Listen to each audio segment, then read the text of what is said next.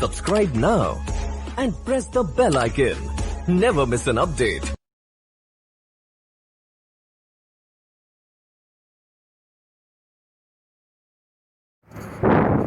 Welcome to Prabhat Sharma classes. आइए आपका स्वागत करता हूं मैं प्रभात शर्मा नए यूट्यूब चैनल पर। हमारा आज स्टूडेंट्स एक्स्ट्रा वर्क रहेगा, उसी एक्स्ट्रा वर्क को आज हम कंटिन्यू करेंगे। तो हमने पहले ट्रू फॉल्स किए थे बुक्स क्वेश्चन के बाद, वहीं से हमारा एक्स्ट्रा वर्क स्टार्ट कर देता। आज हम MCQs करेंगे, मल्टीपल चॉइस क्वेश्चंस। इसमें आपको 3 ऑप्शंस दे रखे हैं, उसमें से आपको एक चुनना पड़ेगा। तो फर्स्ट क्वेश्चन है हमारा students, elected representatives are accountable to, यानी कि जिन लोगों को हम इलेक्शन से चुनते हैं, वोट देकर चुनते हैं, वो किसके लिए ज़िम्मेदार होते हैं, वो किसको अपना डिसीज़न बताते हैं और किसको अपना आंसर देंगे। कोई भी एक्सप्लेनेशन देनी हो जो गवर्नमेंट ने डिसीजन लिया है, वो किसको अपना आंसर देंगे। इसका फर्स्ट ऑप्शन है गवर्नमेंट, सेकंड ऑप्शन है ज्यूडिशरी और थर्ड ऑप्शन है द पीपल। तो जो लोग चुने जाते हैं, जो नेता, जो हमारे लीडर जो चुने जाते हैं, वो लोग पीपल को जवाब देते हैं। तो इसका राइट आंसर है, राइट ऑप्शन है द पीपल, क्योंकि गवर्नमेंट जो है वो हमारे लिए काम करती है। गवर्नमेंट में जो उसके गवर्नमेंट ऑफिसर्स हैं, जो लीडर्स हैं, वो किसको अपनी एक्सप्लेनेशन देंगे, किसको अपने डिसीजंस बताएंगे, पीपल्स को, क्योंकि गवर्नमेंट जो है वो पीपल के लिए काम करती है, जनता के लिए काम करती है। Second question, in a crisis situation the most important role is that of the, अगर कोई प्रॉब्लम हो जाती है, अगर कोई सिचुएशन ऐसी हो जाती है हमारे लिए, कोई बिगड़ जाती है देश के लिए, तो उसमें सबसे इम्पोर्टेंट रोल कौन निभाता है, कौन अपनी भूमिका अदा करेगा। तो इसका फर्स्ट ऑप्शन है ए वोटर्स, बी ऑप्शन है द लीडर और सी ऑप्शन है पीपल्स ऑफ द कंट्री। तो इसका सही ऑप्शन है आंसर बी द लीडर, क्योंकि अगर हम किसी प्रॉब्लम में फंस जाते हैं, कोई प्रॉब्लम आ जाती है, तो उसको गवर्नमेंट के सामने जो रिप्रेजेंट करेगा वो लीडर ही करेगा। उनकी प्रॉब्लम्स को जो सुनेगा वो लीडर ही सुनते हैं, जिससे कि जो वो लीडर जो है, वो नेता जो है, गवर्नमेंट को अपनी प्रॉब्लम बता सके। जिस एरिया का वो नेता है, जिस एरिया का वो लीडर है। Third question, in a democracy the power to make laws rest with, democracy यानी कि डेमोक्रेटिक गवर्नमेंट की अगर हम बात करें, तो किसके हाथ में पावर होती है लॉज को बनाने के लिए, कानून को बनाने के लिए। जो कानून जो गवर्नमेंट के द्वारा बनाए गए हैं, वो कौन बनाता है, किसके हाथ में पावर है। फर्स्ट ऑप्शन इसका दे रखा है the elected representatives of the people, जो लोगों के द्वारा जो चुने गए हैं नेता, वो बनाते हैं। सेकंड ऑप्शन द वोटर्स, जो लोग वोट देते हैं। और थर्ड ऑप्शन द जुडिशरी, जो कोर्ट्स होते हैं। लॉज जो बनाए जाते हैं वो, इसका सही आंसर होगा राइट ऑप्शन ए, क्योंकि लॉज जो बनाते हैं वो the elected representatives of the people, जो लोग के द्वारा जो चुने गए हैं, जो उन पीपल्स को रिप्रेजेंट करेंगे, वही लॉज को बनाने में, कानून को, रूल्स को बनाने में आगे मदद करते हैं।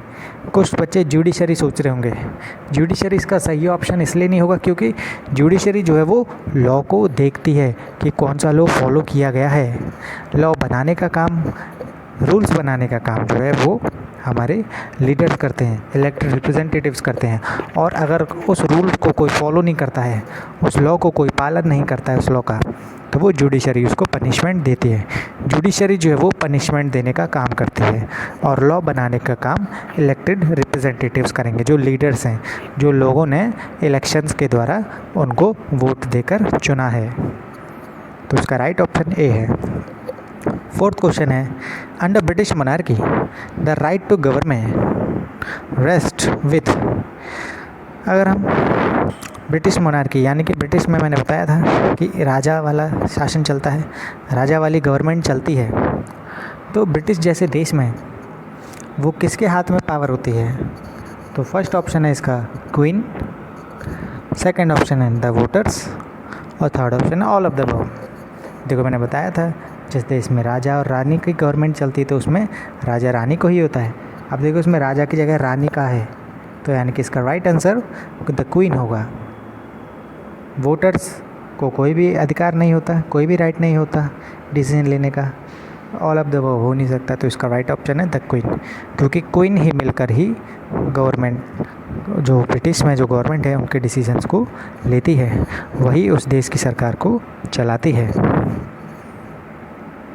स्टूडेंट्स कुछ फिलिंग द ब्लैंक्स कर लेते हैं। फर्स्ट क्वेश्चन दे रखा है American women got the right to vote in. अमेरिकी देश में जो औरतें थीं, जो महिलाएं थीं, उनको वोट देने का अधिकार कब मिला? उनको 1920s में मिला, क्योंकि 1920s में उन्होंने सफ़रेज मूवमेंट चलाया था, जिसमें फेमिनिस्ट मूवमेंट भी हम उसको बोलते हैं, जिसमें सभी वुमेन्स को इक्वली ट्रीट किया जाए।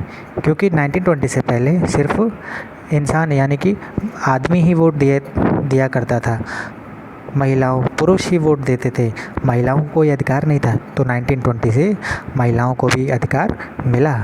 तो सारी वुमेन्स जो थी अमेरिकन की, उन्होंने फेमिनिस्ट मूवमेंट किया, सफरेज मूवमेंट किया, उनको इक्वली रिप्रेजेंट करने के लिए कि वुमेन्स को भी अधिकार मिलना चाहिए वोट देने का राइट, और उनको इक्वली ट्रीट किया जाना चाहिए, सबके बराबर समझा जाना चाहिए, जैसे आज पुरुष हैं वैसे ही महिला हैं।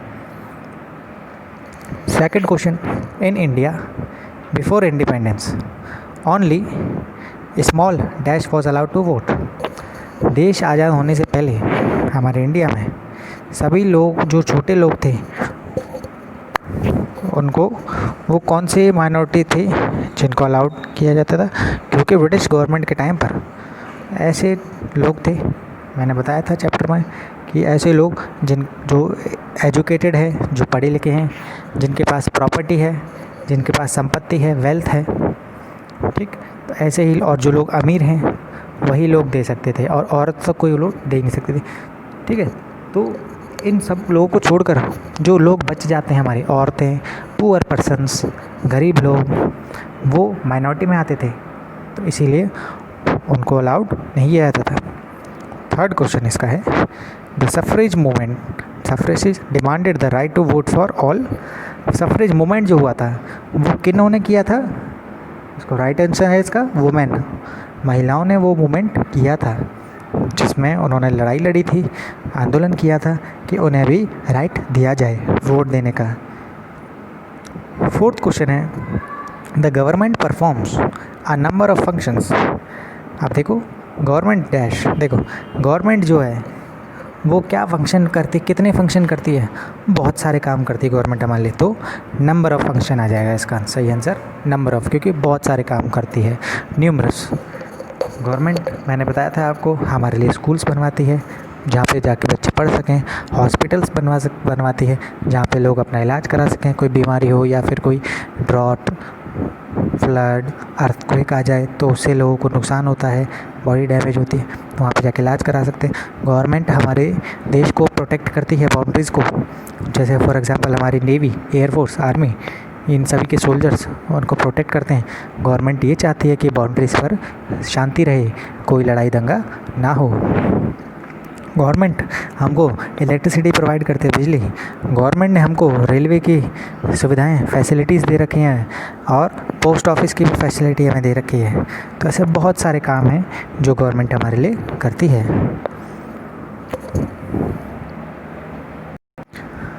स्टूडेंट्स अब कुछ क्वेश्चंस कर लेते हैं, एक्स्ट्रा क्वेश्चन जो हमारे एक्स्ट्रा वर्क में आते हैं, वेरी शॉर्ट आंसर हैं। आइए फर्स्ट क्वेश्चन देखते हैं। What is the full form of MP? MP की फुल फॉर्म क्या होती है? मैंने बताया था सभी बच्चों को, इसकी फुल फॉर्म जो होती है मेंबर ऑफ पार्लियामेंट होती है। आइए ज़रा इसका आंसर देखते हैं। तो इसका फर्स्ट आंसर है MP is equal to member of parliament.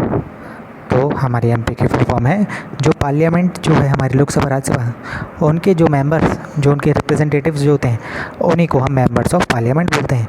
जो लोग पार्लियामेंट में बैठ के लॉज बनाते हैं, जो मीटिंग्स करते हैं, वो सारे मेंबर होते हैं उस मीटिंग का, और उन्हीं को ही पार्लियामेंट के मेंबर बोला जाता है। स्टूडेंट्स, सेकंड क्वेश्चन देखते हैं। What are the subjects on which state makes law? State government जो है वो किस विषयों पर, किन किन टॉपिक्स पर, सब्जेक्ट्स पर वो अपना कानून बना सकती है, रूल्स बना सकती है? आइए जानते हैं। तो इसका आंसर है agriculture, irrigation, trade and commerce. अगर हमारे कोई प्रॉब्लम आ जाती है एग्रीकल्चर, तो एग्रीकल्चर से रिलेटेड जो डिसीजन जो लेगी गवर्नमेंट, वो स्टेट गवर्नमेंट लेगी, वो डिसाइड करेगी क्या सॉल्यूशन है उसका। इरिगेशन, सिंचाई, हिंदी में बोलते पानी लगाना, क्योंकि जो लोग अपनी क्रॉप को पानी लगाने के लिए सोर्सेज ढूंढते हैं, पानी लगाने के सोर्सेज हमारी ट्यूबवेल्स होती हैं, रिवर्स होती हैं, नदियाँ, कैनाल्स होती हैं, नहरें, लेक्स होती हैं। तो इन सभी से लोग क्या है, पानी लगाते हैं खेतों में। तो ये पानी लगाने वाला इरिगेशन जिसको हम बोलते हैं, इस पे भी जो डिसीज़न लेगी वो स्टेट गवर्नमेंट लेगी।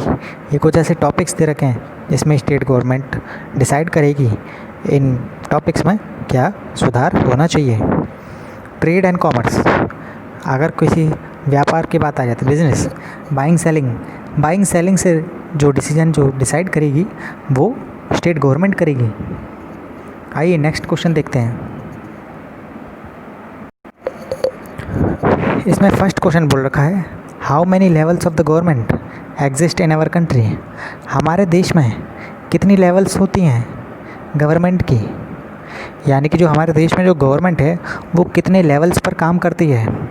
आइए इसका आंसर देखते हैं। 3 levels of the government exist in our country.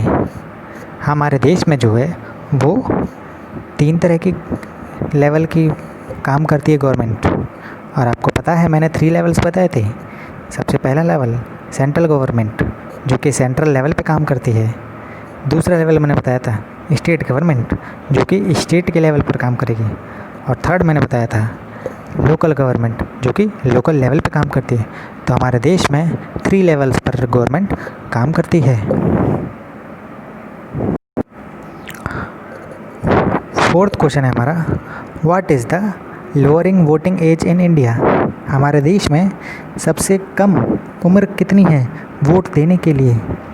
Students, मैंने आपको बताया था क्लासेस में, कुछ फ़ोटोज़ भी दिखाई थी कि जो हमारी सबसे कम उम्र जो है वो एक इंसान की 18 ईयर्स होनी चाहिए, क्योंकि जब 18 ईयर्स की एज हो जाएगी उस इंसान की तो वो वोट देने लायक बन जाएगा, एलिजिबल हो जाएगा वोट देने के लिए।